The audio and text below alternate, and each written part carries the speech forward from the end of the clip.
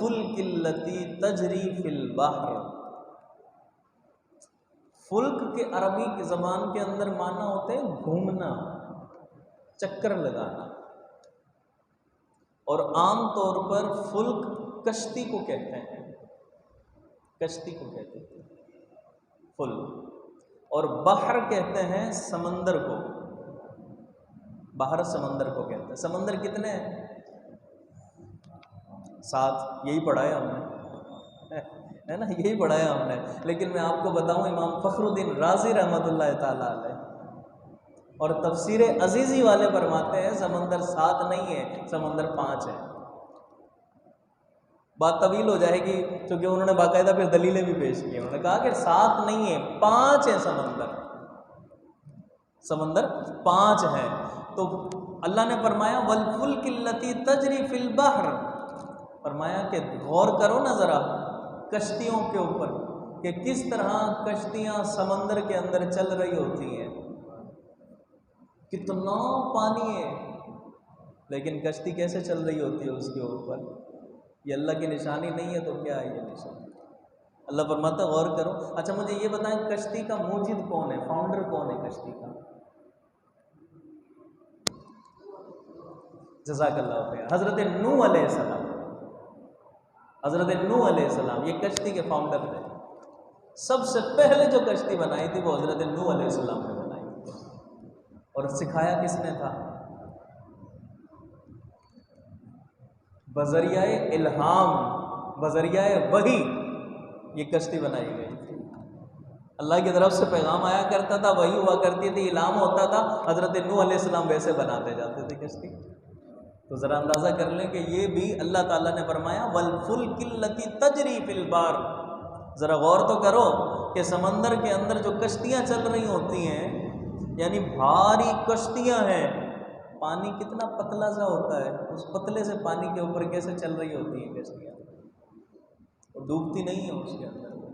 تو اللہ فرماتا ہے کہ یہ بھی خدا کی قدرت ہے۔ اور بما ينفع الناس، اور اللہ فرماتا ہے کہ لوگ اس سے نفع حاصل کر رہے ہوتے ہیں۔ ذرا غور کرو نا، نفع حاصل کر رہے ہوتے ہیں۔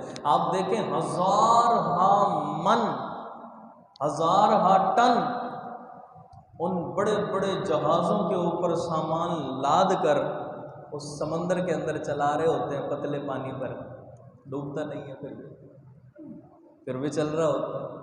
یعنی مال لے کر لوگ ادھر سے ادھر جا رہے ہیں، ادھر سے ادھر آ رہے ہیں، تجارت کر رہے ہیں، فائدہ اٹھا رہے ہیں، کما رہے ہیں۔ اللہ نے فرمایا یہ ہماری نشانی نہیں ہے تو قدرت کی اور کیا ہے؟ ذرا غور کرو اس کے اندر، لیکن غور نہیں کرتے وہ نا، غور نہیں کرتے۔ پھر آگے اللہ نے ایک اور نشانی بتائی، فرمایا وَمَا أَنزَلَ اللَّهُ مِنَ السَّمَاءِ مِن مَّاءٍ فَأَحْيَا بِهِ الْأَرْضَ بَعْدَ مَوْتِهَا۔ اور اللہ نے فرمایا کہ ذرا غور کرو نا، آسمان سے جو پانی نازل ہوتا ہے، یعنی بارش، جو آسمان سے بارش اترتی ہے، بارش آتی ہے، اور وہ پھر کیا کرتی ہے؟ فَأَحْيَا بِهِ الْأَرْضَ بَعْدَ مَوْتِهَا، کہ وہ بنجر زمین کو سرسبز و شاداب کر دیا کرتی ہے، بنجر زمین کو سرسبز و شاداب کر دیتی ہے وہ۔ اور یہ آسمان سے جو پانی اترتا ہے نا، یہ سمندروں کا پانی ہے جو کہ اوپر جاتا ہے، اور سمندر کا پانی آپ ذرا غور کریں نا، کتنا بڑا پلانٹ لگا ہوا ہوگا وہاں اوپر، کتنا بڑا پلانٹ لگا ہوا ہوگا۔ اب غور کرنا ذرا کہ سمندر کا جو پانی ہے نا، یہ پیاس نہیں بجھاتا، پیا نہیں جاتا، یہ کھارا ہوتا ہے نا، یہ پیاس نہیں بجھاتا، اور نہ ہی کھیتوں کو سیراب کرتا ہے، نہ پینے کے کام آتا ہے، نہ پیاس بجھائے گا، نہ کھیتوں کو سیراب کرے گا، اور نہ کسی اور کام آ سکتا ہے۔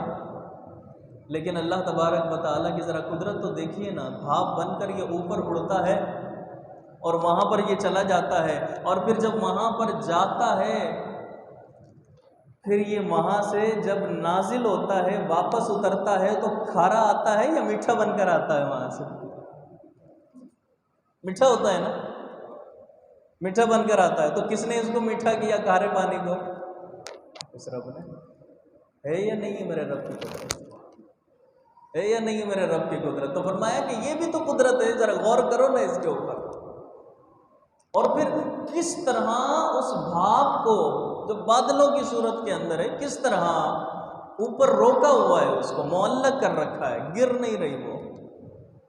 فرمایا یہ رب کی قدرت ہے، یہ رب کی قدرت ہے۔ اور پھر فَأَحْيَا بِهِ الْأَرْضَ بَعْدَ مَوْتِهَا، پھر خشک زمین پر وہ اترتا ہے، نازل ہوتا ہے، بارش ہوتی ہے، اور پھر اس خشک زمین کو جو ہے نا وہ تر کر دیتا ہے، سرسبز و شاداب کر دیا کرتا ہے، چٹیل میدانوں کے اوپر آتا ہے، طرح طرح کے درخت اس کے اندر اگا دیا کرتا ہے اور ہرا بھرا کر دیتا ہے، اس میں سبزہ آ جاتا ہے اس کے اندر۔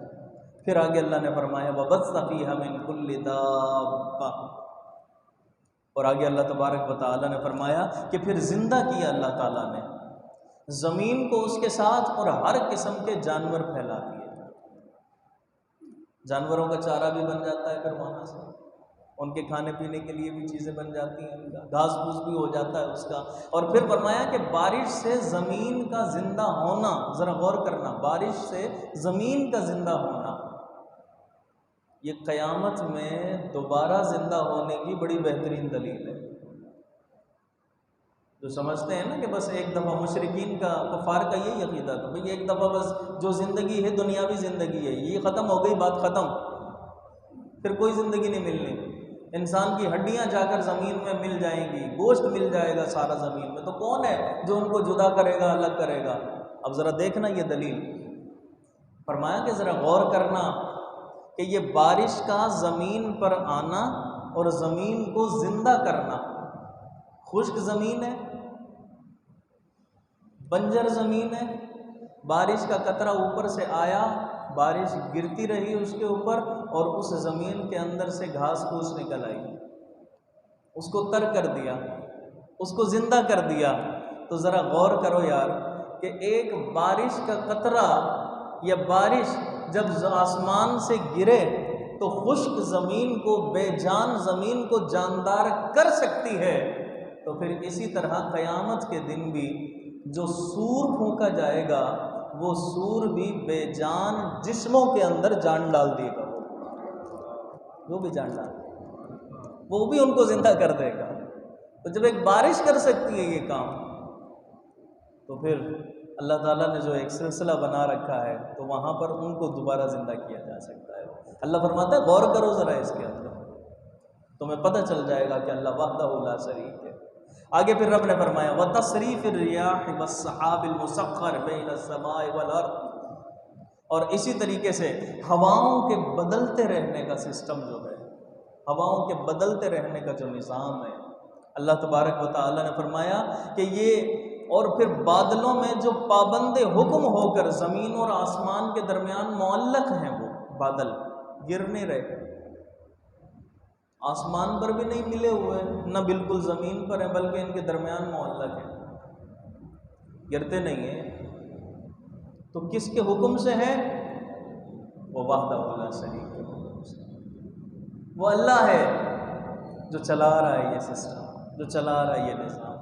پھر آخر میں اللہ نے فرما دیا اس آیت کے لَآيَاتٍ لِقَوْمٍ يَعْقِلُونَ، کہ یہ ساری کی ساریاں نشانیاں تو ہیں، ساری کی ساری نشانیاں تو ہیں، لیکن ہیں کن کے لیے؟ لَآيَاتٍ لِقَوْمٍ يَعْقِلُونَ، اس قوم کے لیے یا ان لوگوں کے لیے جو عقل رکھتے ہیں، جو غور و فکر کیا کرتے ہیں، جو سوچتے ہیں ان کے اندر، جو دیکھتے ہیں۔ تو یہ آیت اللہ تبارک و تعالیٰ کی جو پہلے رب نے توحید کا دعویٰ کیا، اس کی دلیل پیش کی یہاں اللہ تعالیٰ نے۔ اور ایک بات اور میں بتاتا چلوں، اس کو اچھی طرح ذہن میں رکھیے گا کہ یہ وہ آیت ہے قرآن پاک کی جس کے اندر اللہ تعالیٰ نے اپنی 8 نشانیاں بیان فرمائی۔ کتنے بیان کیے؟ 8 بیان کیے۔ حالانکہ اگر آپ غور کریں تو کیا کائنات میں اللہ کی نشانیوں کی کمی ہے؟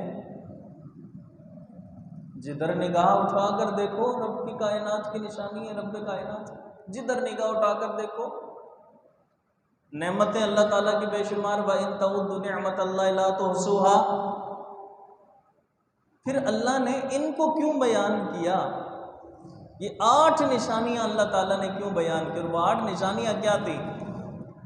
آسمان و زمین کی پیدائش، دوبارہ میں عرض کر رہا ہوں، آسمان و زمین کی پیدائش نمبر 1، نمبر 2 رات اور دن کا بدلنا، نمبر 2، اور نمبر 3 دریا میں کشتیوں کا چلنا، سمندروں میں کشتیوں کا چلنا، نمبر 3، اور چوتھے نمبر پر ہے بارش کا آسمان سے برسنا، یہ بھی اللہ کی نشانی، اور 5ویں نمبر پر ہے زمین کا بعد موت زندہ ہونا، اور 6ٹھی نشانی ہے جانوروں کا زمین میں پھیلنا، اور 7ویں نشانی ہے ہواؤں کا گردش کرنا، پھرنا، یہ بھی، اور 8ویں نشانی ہے بادلوں کا زمین اور آسمان کا تابع ہو کر معلق رہنا، یہ بھی اللہ کی نشانی ہے۔